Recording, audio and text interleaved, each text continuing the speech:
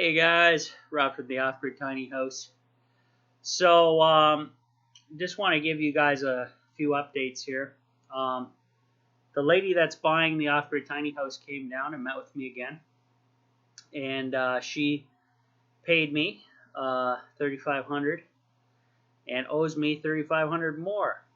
And then our deal is complete. I signed the update on her contract when she was here, and she got her own property 8.5 hours away, and found an unorganized off-grid community that she's going to be taking the off-grid tiny house to. So perfect fitting, perfect setting. She's responsible for moving it, of course, and setting it up now, because originally I planned on helping her out to reset it up if it was around here locally. But 8.5 hour trip, guys, that's a lot of fuel. That's a lot of time. And probably be a 2-day ordeal, maybe more.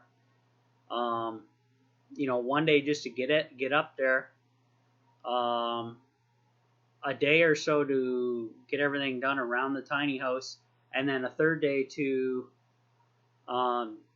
train her on basically how to use everything. So I will have to run it by her. It'll be, if she's willing to pay me to go do that, I will do that. But yeah, I just can't do it for free with that kind of stuff going on. So it's a lot. It's a lot. Work has been abysmal lately, but we are starting to pick up with a few things here and there, which is good. I'm assuming I won't get back to my normal routine with a lot of work till the spring,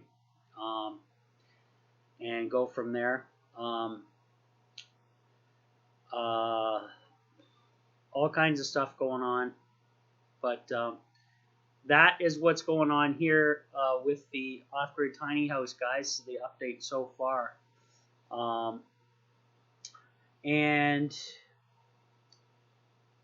when I was in the big rush to get the tiny house moved, a lot of the stuff I had to bring here, so my room is quite a mess, and don't have a lot of space for all this stuff, because I was basically ready to get moved in there, and then the carpet got pulled from out under me, and it is what it is. We here are now. But the off-grid dream is not over yet, guys. I learned a lot about everything off the grid by staying there for... I was there every weekend for over a year. Got the ins and outs, and learned a whole lot of what not to do, what to do right in the future, on and on and on and on. So, yeah.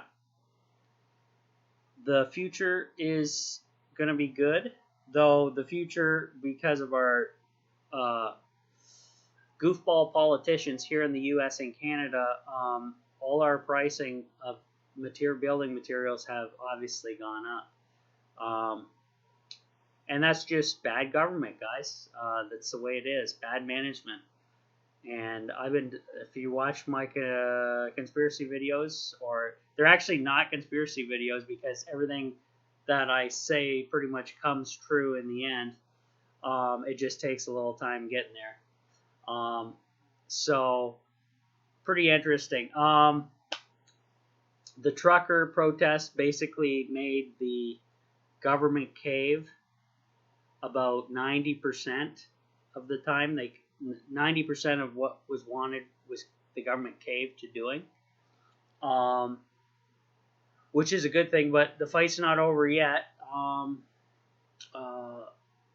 Windsor Bridge got cleared out, and we're going to, Ottawa's still ongoing, but they went after you know, the left and you know their government ghouls and whatever went after the GoSend Get or whatever the alternative crowdfunding site, got hacked.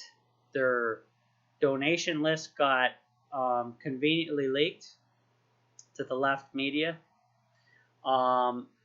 Just a coincidence, right, guys? Oh yeah, that wasn't a planned attack on freedom there. So they went in, hacked a U.S. I believe they're based in the U.S. Go Get Send Go or Give Send Go. I'm probably botching the title, but Give Send Go, I believe it's what it's called. Just attacked them, released the list of all the donations towards that particular cause, the Freedom Convoy. So they didn't target, as far as we know, they didn't target other causes on that site, as far as we know yet. But they could have compromised all of them, or just went after the Freedom Convoy. Either way, it's wrong.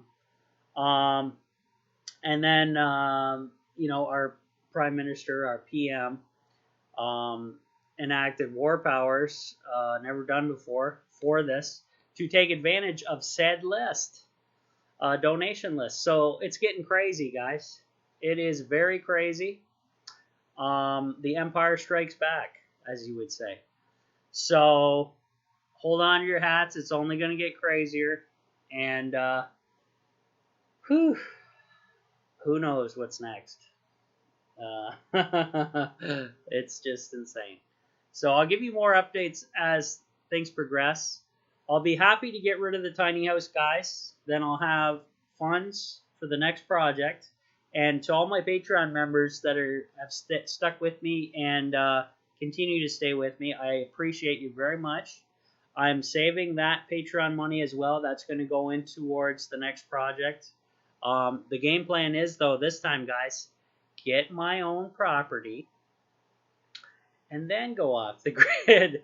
Not try to work my way on, you know, rent out a property and go off the grid, because it ends up never happening unless you're the owner, the sole owner for that.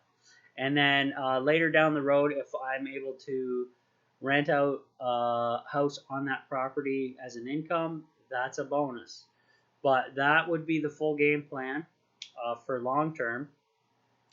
And I've been researching and finding a little bit of solar equipment that I will have to completely replace now that the tiny house is sold and in a new owner's hands. So obviously, I'm going to take my good buddy Stu, High Tech Guy 18's advice and get the basically an all-in-one solar charge controller / inverter / you can parallel these things. You can grid tie, apparently, but I'm not going to be connected to the grid. But has access for generator backup for crappy days. And I plan on getting 3 bifacial LG solar panels again. And lithium iron phosphate batteries again.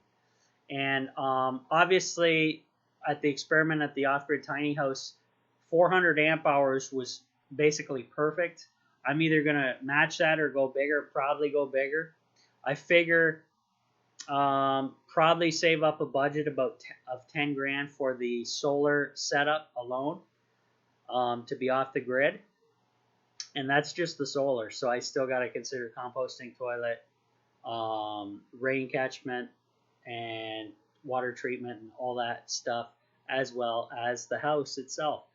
But I've hinted around getting a Amish cabin shed type building just delivered, and a fairly big one, because you know, I don't want just a little shack. I want a decent size shed. So that is the game plan, guys, for future.